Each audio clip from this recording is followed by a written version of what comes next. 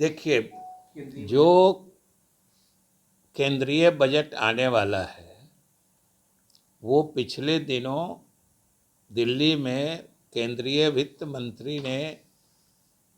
हम लोगों से एक विमर्श का कार्यक्रम रखा था राज्य सरकारों के साथ। बिहार सरकार के प्रतिनिधि या वित्त मंत्री के रूप में मैं भी उसमें शामिल हुआ था और उसमें हम लोगों ने अपनी अपेक्षाएं केंद्रीय वित्त मंत्री जी को हमने बता दी है कि सबसे पहले तो जो एक सूद रहित ऋण की व्यवस्था पिछले दिनों में की गई है, जो हर राज्य सरकार को दी जाती है, उसको जारी रखना चाहिए, पहली बात। दूसरी बात, जो कोरोना काल में जो राज्य सरकारों की ऋण लेने की जो सीमा होती है उसको बढ़ाने का जो निर्णय लिया गया था, 3% को 5% किया गया, फिर 4 किया गया, फिर 3.5 किया गया, अब इस बार से फिर 3 हो जाना है। तो हम लोगों ने कहा बिहार की तरफ से कि कोरोना के बाद बिहार की भी और पूरे देश की अर्थव्यवस्था अभी तक पूरी तरीके से उससे उबर नहीं पाई है, इसलिए ये जो ऋण लेने की सीमा है इसको अभी जो SGDP कहते हैं, जो हमारा राज्य का सकल घरेलू उत्पाद होता है, उसके 4% तक जो पिछले वर्षों में रहा है उसको रहने देना चाहिए। तीसरी बात कि जो केंद्र प्रायोजित योजनाएं हैं उसकी संख्या घटानी चाहिए। हम लोग बराबर कहते हैं कि केंद्र प्रायोजित योजना का स्वरूप देखिएगा तो ये योजना बनाती है केंद्र सरकार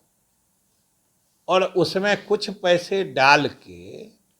अब राज्य सरकारों को कहती है कि आप इतना पैसा डालिए तब आप इतना पैसा निकाल सकते हैं।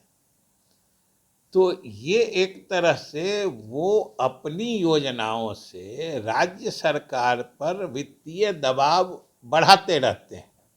और इन्हीं के नीति आयोग ने जो मुख्यमंत्रियों का समूह बनाया था केंद्र प्रायोजित योजनाओं के अध्ययन के लिए, उसने भी अनुशंसा की है कि केंद्र प्रायोजित योजनाओं की संख्या सीमित होनी चाहिए और एक तरह से उन्होंने इशारतन कहा है कि जो इसकी संख्या 30-35 से अधिक नहीं होनी चाहिए। और आप देख रहे हैं इसको, और इस अनुशंसा को केंद्र सरकार ने मान भी लिया है।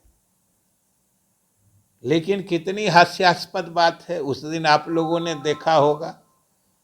कि भाजपा के प्रदेश अध्यक्ष ही 105 योजनाओं की सूची लहरा रहे थे, जो देखिए इतनी योजनाओं में केंद्र सरकार मदद करती है। तो खैर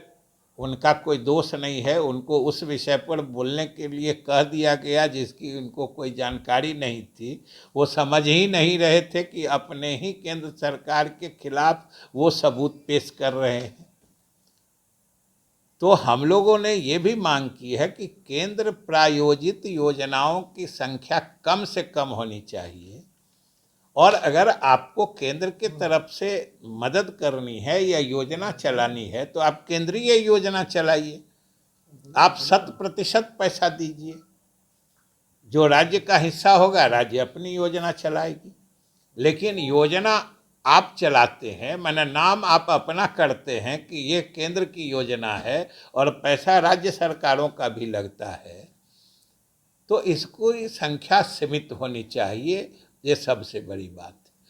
फिर हमने कहा कि अलग अलग केंद्र प्रायोजित योजनाओं में जो केंद्र अपनी हिस्सेदारी घटाती जा रही है, कि जैसे प्रधानमंत्री ग्रामीण आवास योजना में, सड़क योजना में, आवास योजना में पहले 100% केंद्र सरकार का आता था, अब उसको घटा के 7% कर दिया गया। समझिए जो सर्व शिक्षा अभियान था, जो 85-15 और 75-25 पे चलता था, अब उसको समग्र शिक्षा बना के पहले 60-40 किया गया, अब 50-50 करके अब कह रहे हैं कि हम 5% हर साल घटा देंगे। ये क्या है भाई? ये तो राज्य सरकारों पर अनुचित वित्तीय दबाव क्रिएट करने की साजिश है। तो हम लोगों ने कहा है कि ये बंद करिए। जो योजना आपको चलानी है पूरे तरीके से केंद्रीय योजना चलाइए। यही सब मांगे हमने की है और हम तो आशा लगाए बैठे हैं। और बिहार की तरफ से तो हमने जो सबसे प्रमुख बात कही कि भाई आप अलग अलग योजनाओं की समीक्षा करके अलग अलग जो विकास के सूचक हैं, मानक हैं, आप ही के आंकड़े बताते हैं कि बिहार सरकार की उपलब्धि सराहनीय रही है और उनमें से अधिकांश पैमानों पर हम लोग जो ऑल इंडिया एवरेज है यानी राष्ट्रीय औसत है विकास के मानक का, हम लोग उससे अच्छा परफॉर्म किए हैं औसत से। आप ही के आंकड़े बताते हैं। लेकिन जब गरीबी का आकलन होता है तो बिहार सबसे गरीब प्रदेशों में से एक बन जाता है। तो ये आखिर दोनों स्थितियां जो समानांतर चल रही हैं, ये क्या बताती हैं कि हम अच्छा काम भी कर रहे हैं, हमारी उपलब्धियां भी अच्छी है, फिर भी हम पिछड़ जाते हैं। तो आखिर चाहे विशेष राज्य का दर्जा हो या विशेष सहायता हो, इसका प्रावधान चाहे नीति आयोग हो या केंद्र सरकार में क्यों किया गया है?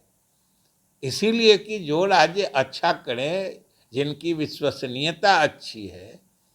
लेकिन संसाधन की कमी के कारण राष्ट्र में जो अलग अलग जो विकसित प्रदेश हैं उसकी तुलना में पिछड़े रह जाते हैं, उन्हीं को तो आगे बढ़ाने के लिए इस तरह के विशेष प्रावधान किए गए हैं। तो हम लोगों को विशेष राज्य का दर्जा दे दें, नहीं तो जितनी केंद्र प्रायोजित योजना है सब में 90-10 वाला अनुपात लागू करें, बिहार तेजी से आगे बढ़ेगा। मेजबानी मिलेगी या मिली है आज तक, बिहार ने अपने जिम्मेदारियों को या अपने दायित्वों को बखूबी निभाया है और G20 से भी संबंधित, उसके सम्मेलन से संबंधित जो भी बैठक, कार्यक्रम या सम्मेलन में जो भी दायित्व बिहार सरकार को मिलेगा, बिहार सरकार पूरे मुस्तैदी से और पूरे कारगर ढंग से उसको निभाएगी। मुख्यमंत्री नीतीश कुमार का बयान आया कि मरते दम तक बीजेपी के साथ